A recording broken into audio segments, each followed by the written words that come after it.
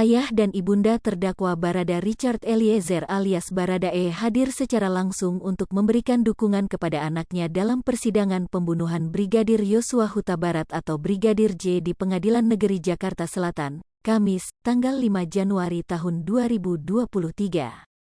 Ibunda Eliezer, Rineke Alma Pudihang menuturkan kedatangannya untuk memberikan dukungan kepada Eliezer. Dia pun memahami perasaan dan menyampaikan duka cita yang mendalam kepada keluarga Brigadir J. Kami juga turut merasakan apa yang dirasakan oleh keluarga almarhum Yosua yang di sana, dan kami bersyukur kepada Tuhan karena kami sudah dipertemukan kedua keluarga dan kami sangat berduka cita kepada keluarga Bang Yosua atau Alem Yosua atas apa yang telah terjadi, kata Rineke seusai persidangan Eliezer di Pengadilan Negeri Jakarta Selatan, Kamis, tanggal 5 Januari tahun 2023. Rineke pun menyatakan pihaknya berterima kasih kepada pihak yang mendukung Eliezer selama menjalani persidangan. Ucapan itu disampaikan kepada Kapolri Jenderal Listio Sigit Prabowo hingga Presiden Joko Widodo, Jokowi. Kami tak bisa sebutkan satu persatu semua yang di luar sana, dan juga yang pertama kepada Bapak Presiden kita Bapak Jokowi, dan juga Bapak Kapolri, Bapak Menko Polhukam, Bapak Kabareskrim dan tim khusus Pak Irwasum, Pak Dangko yang ada di Brimob, jelasnya. Rineke juga menyampaikan terima kasih kepada awak media hingga masyarakat mengawal dan mendukung anaknya.